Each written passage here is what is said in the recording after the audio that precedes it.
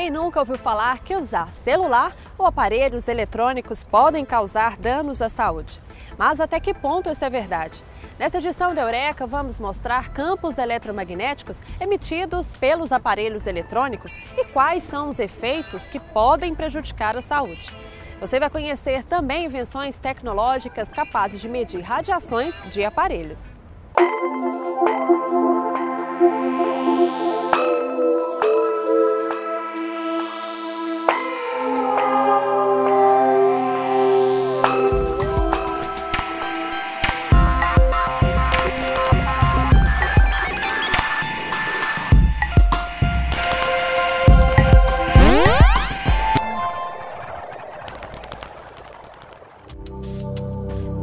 As ondas eletromagnéticas são formadas pela combinação dos campos magnético e elétrico que se propagam no espaço.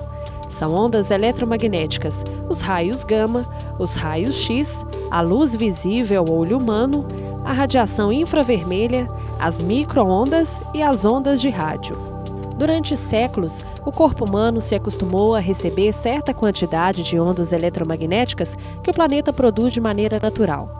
Com o avanço da tecnologia, o homem está cada vez mais exposto aos campos eletromagnéticos, já que uma vida mais confortável implica o uso de diversos artefatos elétricos e eletrônicos, que facilitam as atividades diárias. Se você tem televisão no seu quarto, não vive sem o tablet ou dorme com o celular ao lado da cama, é bom tomar cuidado. Esses aparelhos, assim como os eletrodomésticos e roteadores wireless, e por serem eletricamente carregados, emitem ondas ou radiações que formam os chamados campos eletromagnéticos. Eles produzem uma poluição eletromagnética, mesmo estando no modo off ou ligados na tomada. O que as pessoas podem fazer para diminuir o que a gente chama de poluição eletromagnética, né? Esse é o nome que a gente dá para esse tanto de aparelho e de fio e de coisa que a gente está, né, roteador e tudo que a gente está imerso nele, e aí a gente gera uma poluição eletromagnética que é insípida, né? A gente não sente gosto, nem cheiro, nem cor, mas ela existe, né? E ela causa efeito sobre a gente. Primeira coisa, tentar tirar de dentro dos quartos todos os aparelhos eletrônicos. O nosso corpo não foi feito para dormir com campos eletromagnéticos nele. Então, se a gente puder retirar, a gente vai estar fazendo um bem para a nossa saúde inacreditável, né? Se não puder retirar, pelo menos desligar da tomada quando for dormir. Nunca deixar o Wi-Fi ligado à noite, né? Nunca carregar o celular ao lado da cama. Deixa o celular carregando em outro cômodo. Se ele tocar, você vai ouvir, você vai lá e levanta, né? Se for usar o celular como despertador, né? Colocar o celular no modo avião e dormir com ele ao lado da cama sem estar carregando, deixar ele só na bateria. Carrega antes de dormir, né? Ou carrega logo quando acordar de manhã cedo, mas deixa ele no modo avião, que aí ele não tem nenhum campo elétrico de nenhuma espécie acontecendo nele. Várias pesquisas foram desenvolvidas para identificar a exposição humana aos campos elétricos e magnéticos, associados à geração, transmissão e uso da energia elétrica. Alguns aparelhos eletroeletrônicos demonstram grande capacidade de transmissão do campo magnético. Quando você fala de micro-ondas, que é, por exemplo, o caso do forno de cozinha, né, das cozinhas de nossas casas, 2,1 GHz, a onda não consegue penetrar muito no corpo, ela fica mais na epiderme e na derme. Então pode dar um efeito térmico até nas camadas menos profundas da pele. Quando você vai abaixando a frequência, caso de rádios, por exemplo, esse campo começa a aprofundar mais no corpo. Quanto mais baixa a frequência, mais a onda consegue penetrar e atingir os órgãos internos. Pelo que a gente tem visto das pesquisas recentes, esses efeitos térmicos, uma vez cessada a onda, o efeito cessa. Quer dizer, não daria uma espécie de efeito permanente. E essa é a grande preocupação que existe, né? Se isso mudaria de alguma parte orgânica nossa, mesmo quando a causa cessa, né? Até o ponto que nós conseguimos observar nas pesquisas, não existe isso não. Quer dizer, então a temperatura do seu corpo pode subir na medida que você recebe a onda. Uma vez desligada a fonte, o seu corpo tende de novo para a temperatura normal, sem nenhuma sequela aparente. Segundo o IEEE, que é Institute of Electrical and Electronics Engineers, os campos eletromagnéticos podem ser classificados em faixas de frequência. De 30 a 300 Hz é considerado uma frequência baixa. De 3 a 30 são frequências muito baixas e abaixo de 3 são ultrabaixas. A gente usa esse aparelho aqui, que é um detector de campo elétrico, né? Um aparelho simples, a maioria dos eletricistas tem, para poder ver se tem corrente no cabo. E quando a gente está próximo de uma televisão, um computador, mesmo que desligado, ele acusa a essa distância aqui, que a gente está 1,5 metro mais ou menos, ou mais, né, da televisão, a gente acusa o campo elétrico e a televisão está desligada, né? Quando a gente desliga a televisão da tomada, né, quando eu vou lá e tiro a televisão da tomada, é a hora que o campo eletromagnético deixa de existir. Aqui a gente tem um medidor de ondas de celular, né?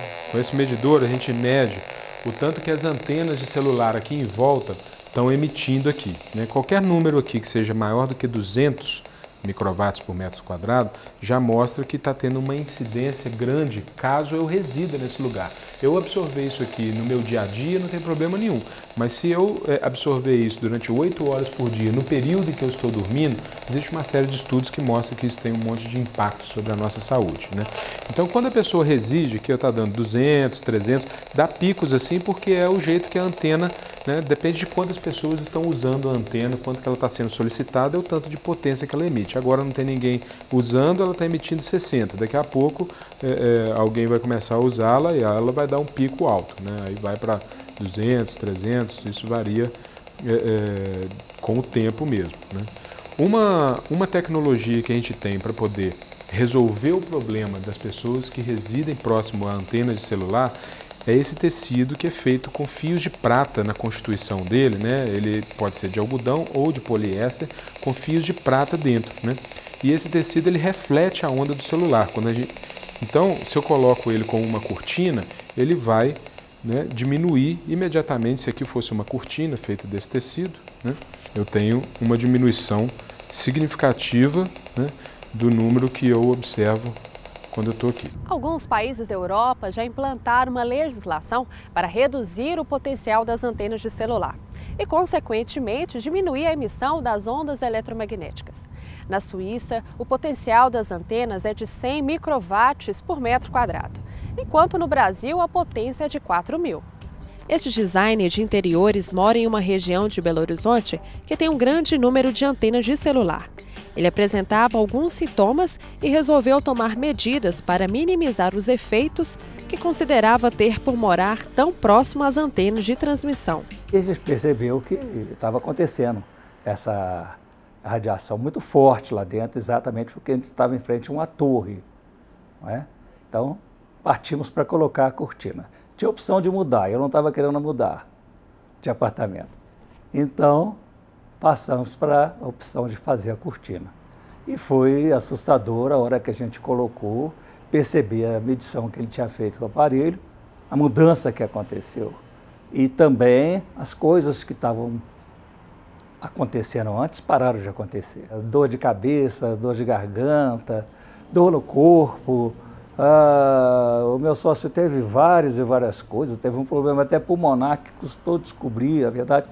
Nem descobriram a causa, só se sabe que ele fez um tratamento e que, a partir dessa data, ficou curado.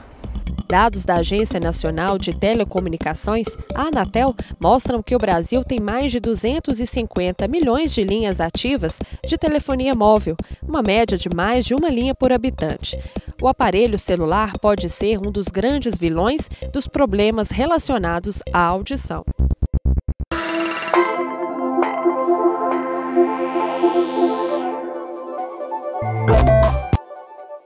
Muitas pessoas usam fones de ouvido ligados nos telefones celulares para escutar música enquanto fazem tarefas rotineiras.